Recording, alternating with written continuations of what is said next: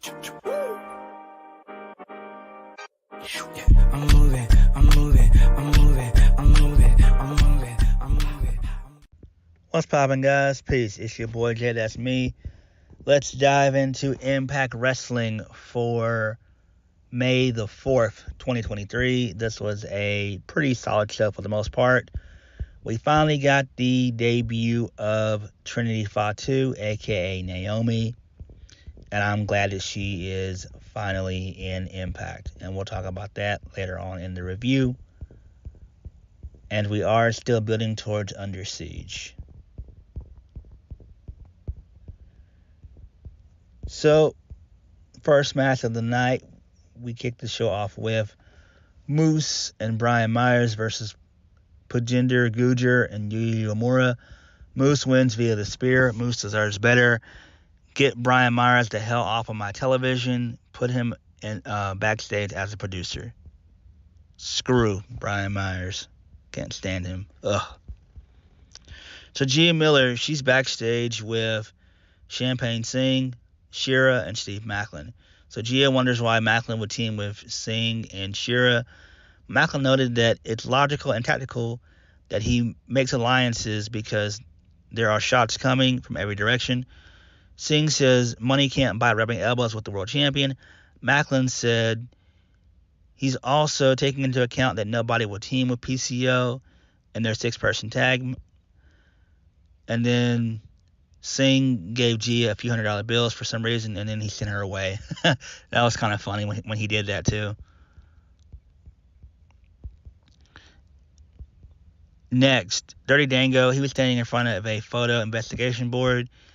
He said his name on purpose. He summoned Joe Hendry to help him out. Dirty Dango said that he's stressed and went through many energy drinks. Joe Hendry said Dango needs to analyze the hair. Dango said he lost the piece of hair. Dango said the key to the mystery is in his investigation board. Dango claimed that Mike Tenay took out Santino, which wasn't true. I actually do miss Mike Tenay. I wish that he could still do commentary. It would be great to have him come in for like Bound for Glory and Slammiversary. I think that would be great.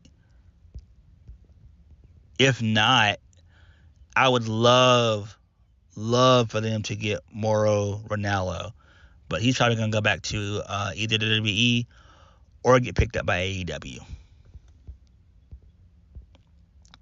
Joe Hendry said that Trey Miguel makes more sense because he would have more of a motive due to Santino booking Trey in a match against his will. Dango said that not only is Joe Hendry the best tag partner he could have, but also a best friend. Dirty Dango then stares at a picture of Tyler Breeze for a second, and then Dango hugs Joe Hendry. I like this for the most part. It's kind of cool.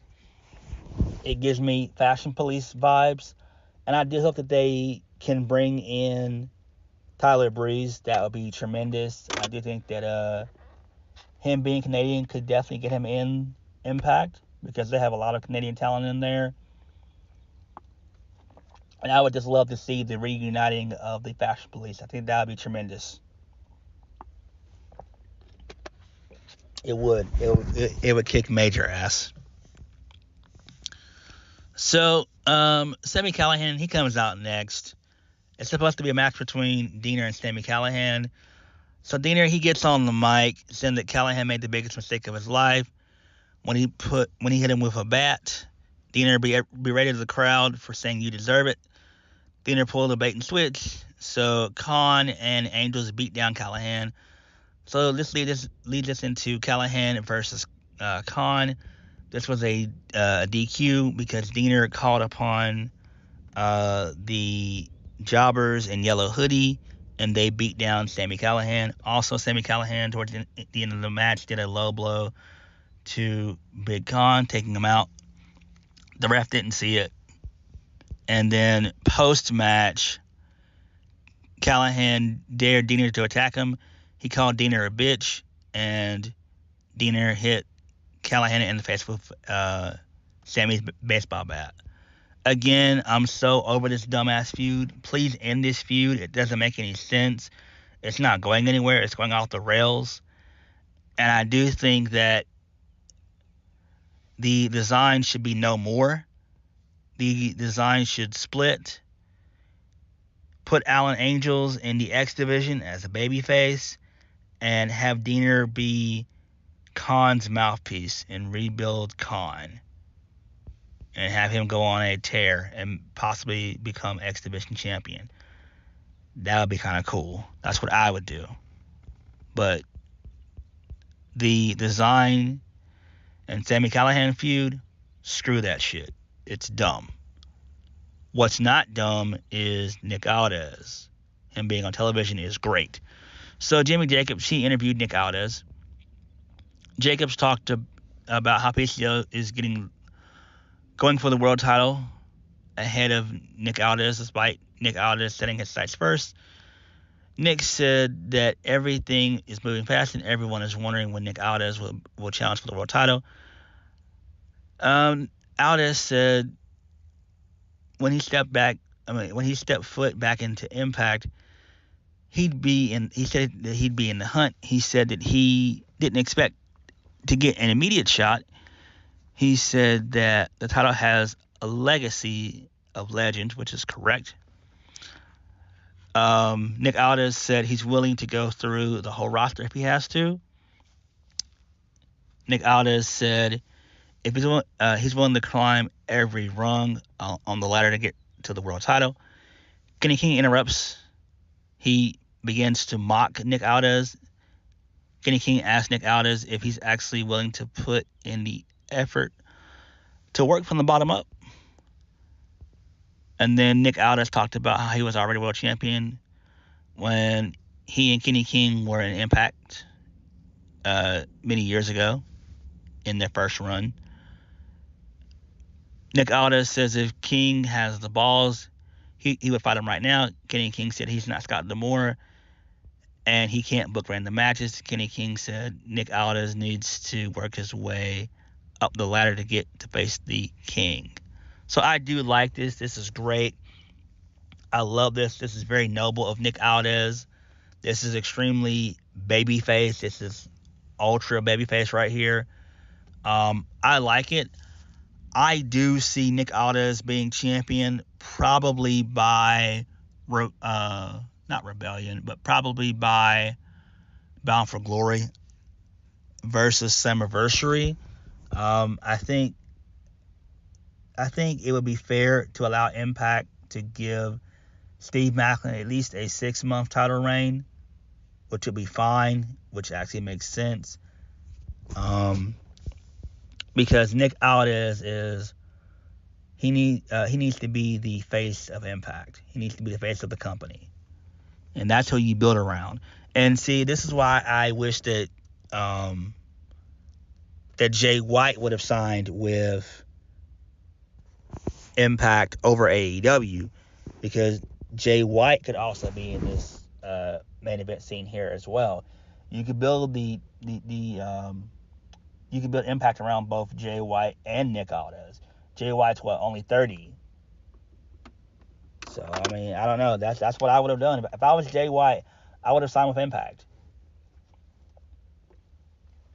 like a 3-year deal with Impact.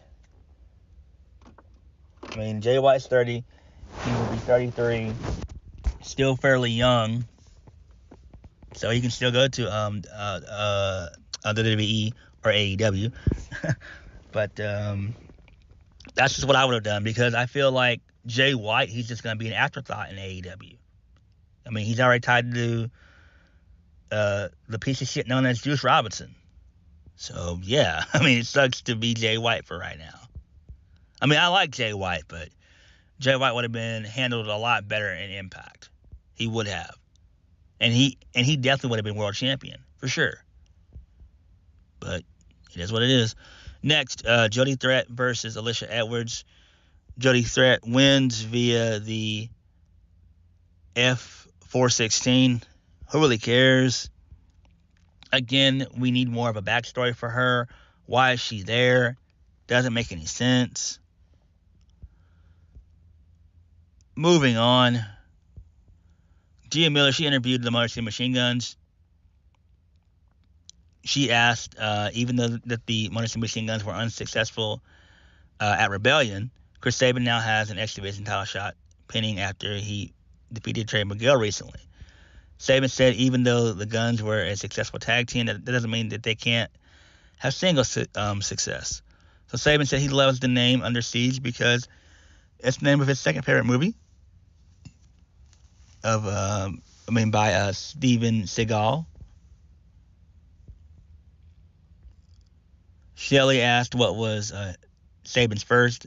Chris Sabin says Under Siege 2 was his favorite. Chris Sabin said he's already a record-breaking tag team champion, and if he beats Trey Miguel, he'll be a record-breaking 9-time champion. And he does Booker T's stick of the 5-time, but he does it 9 times. So there's that. I like that. And then Gia, she asked what's next for Alex Shelley. What's he going to do? So then Alex Shelley nonchalantly says that he's going to win the world title. Since people says he's the most successful Impact wrestler not to win the title, Gia asked if Alex Shelley, if he was serious because of his tone. Alex Shelley said yeah, and then both the Machine Guns dip out. I don't know why Alex Shelley said this. It doesn't make any sense to me at all. I have no idea why. I'm guessing they could put... I'm guessing he might turn heel. I don't know. I'm thinking he could turn heel.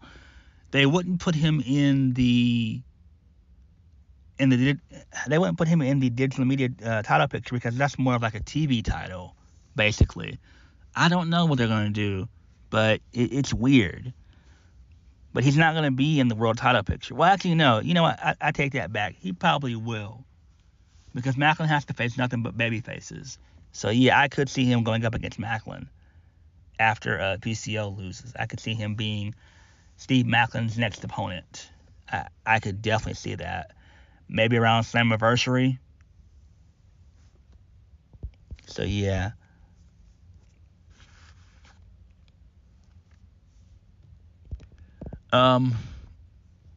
Moving on. So Gia Miller, she did her second sit-down interview with Frankie Kazarian.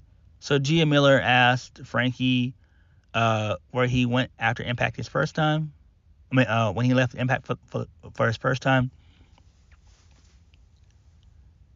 Frankie said that he and Christopher Daniels did a little bit of time on the Indies, but ultimately settled down in Ring of Honor. Frankie Kazarian noted that he got to wrestle people like the Briscoes and Roderick Strong. Kazarian said that at that time, Jimmy Jenkins called him a quote-unquote new guy. Kazarian said that motivated him not to just be a teenage guy, but a wrestler. He talked about becoming friends with Cody Rhodes and the Young Bucks, which led to him being one of the first people to be brought into AEW. He said that he thought his ship had finally come in, but he found out that every man reaches a point where you can stick with the status quo or bet on yourself. He said his history and legacy is with Impact Wrestling. He said when he bet on himself, the only way to do that will be to do it in Impact Wrestling. So I do like this. This is kind of cool. I'm guessing he could also be another one to face Steve Macklin as well. So they'll probably end up doing that. And I think that after that, if I was Frankie Kazarian, I would probably become a backstage producer. That's really what I would do. Next, Champagne Singh, Shira, and Steve Macklin versus PCO and Heath and Rhino. So before the match started, Rhino and Heath, they came out. They cut a promo. Heath does his usual "oh baby" catchphrase. Rhino pointed out that PCO didn't ask them to join him, but he and Heath, they got some beef with 3 Clowns in the Ring, And so that's how we get the match. So basically, PCO wins via the PCO assault. He pins Champagne Singh. This is fine, I guess, but it's not really that important. So moving on, it sucks that Macklin did take a loss here, though. Even though he didn't really eat the pin, he still lost. So, but it's not that important. Again, I'm not too thrilled with PCO versus Steve Macklin. I'm just not.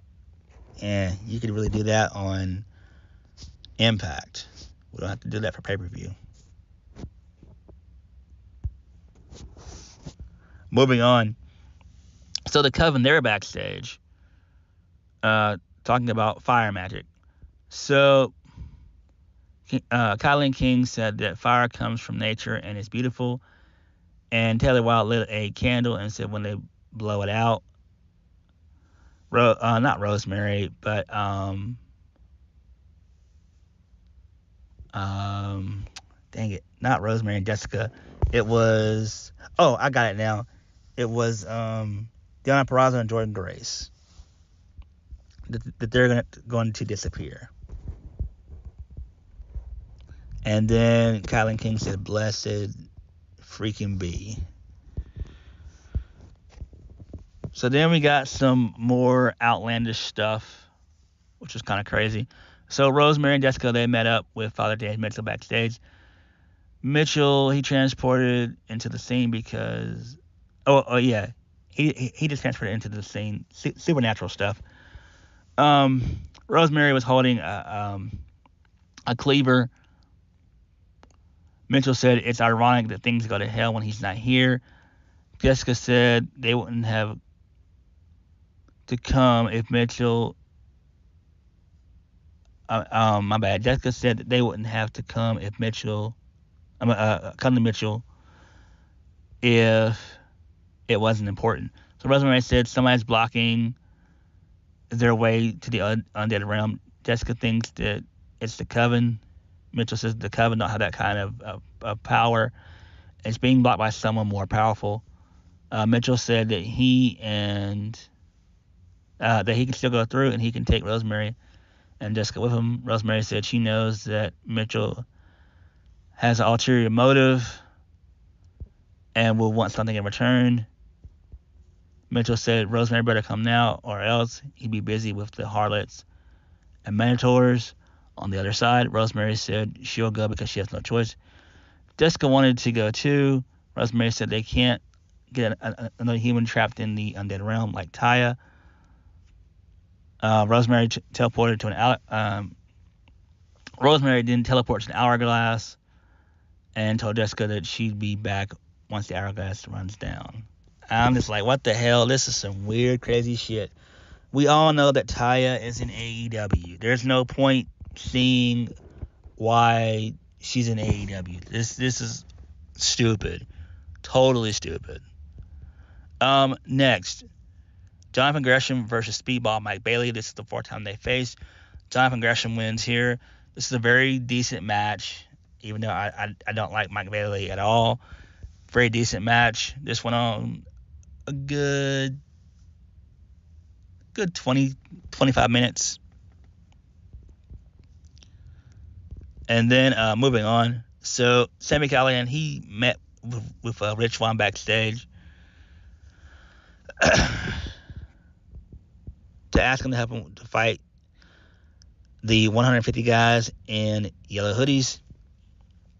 Sami Callihan said that Swann owes him. Rich Swann said he doesn't owe Sami a damn thing. Sami talked about his past and how Sami and his dad gave Rich housing back in the day. Papa Callihan. So Sami said he isn't standing here as a friend, but as a brother. And then Sami walked off saying, "Are you going to help me or not?" Again, this is stupid. This is dumb. I'm just tired of this.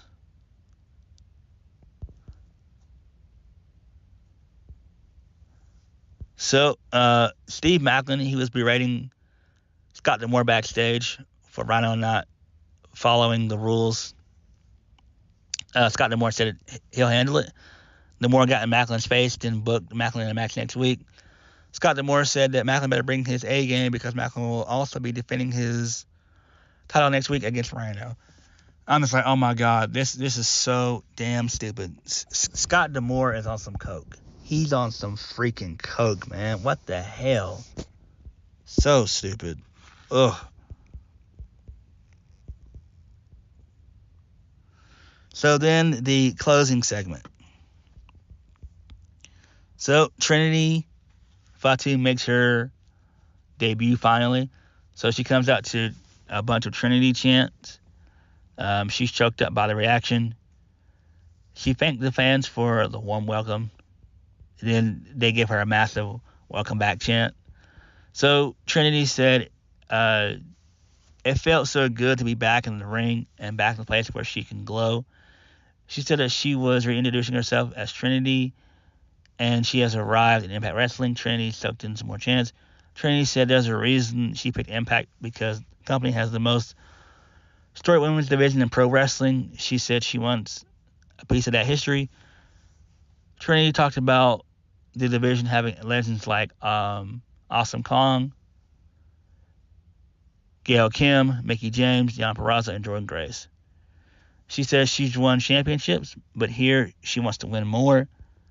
She said she's the brightest star in the galaxy and is ready to shine. Trinity said she came to Impact to make an impact, and she's here to win the Knockouts Championship. Then comes Deonna Purrazzo. And then Purrazzo gets on the mic, and she said since Trinity invoked her name, she's here to be the first one to welcome Trinity to Impact Wrestling. Deonna said that Trinity was right in saying that Impact is the place to make history, which is true. Deonna said that Trinity isn't just walking into Impact Wrestling, but into the new age of the virtuosa. Deonna Purrazzo said that she was in Trinity shoes before, after joining a new company. Deonna said that if Trinity gets a shot at the title, she hopes she gets a shot when Trinity steps into the ring with Deonna. That's not something that you can walk out on. So that's a WWE reference there. Trinity said when Deonna steps in the ring with her, she wishes that she'll get fired again. And then Jordynne Grace comes in. She then says, is it hot in here, or is it just the heat between you two? Jordynne Grace said it's clear that the crowd wants to see Deonna and Trinity wrestle. Grace said that she's here to remind Deonna Purrazzo she and Grace have a match first. Grace told Trinity if she's looking for a title shot to find Grace, because she'll be winning at Under Siege, and then a triple threat chant breaks out. Trinity said she'll be waiting for the winner at Under Siege, and whoever is champion, let's dance. And then we go off the air. So I do like that. That's kind of cool. I'm glad we're not getting a triple threat match. Personally, I wouldn't rush Trinity being Knockouts champion just yet. Don't put the belt on her just yet. I will wait till Summerversary to do it. Or Bound for Glory. That to me would make the most sense. I would make her earn it and make her work for it. But I'm glad that Trinity is an Impact. It makes the most sense. Impact's going to treat her correctly. They're going to book her right. And I'm glad that she's an Impact. I think she made the right decision. I think she's going to be a star. Even if she stays with Impact for a year or 2 years, that's fine. The least that Trinity could do is stay with Impact for at least one solid year. At least one solid year. And then go back to WWE. And I think that she did make the right decision. Now, who wins between Deonna Purrazzo and Jordynne Grace? Probably Deonna Purrazzo is going to win that one. And then I don't know where Jordynne Grace goes next. I don't. She very well could go to WWE. I could see her in DE. I really could. So on that note, thank you guys for watching. Please hit the like button, comment down below. What did you guys think of the show? Let me know. And I'll catch you guys later. Peace.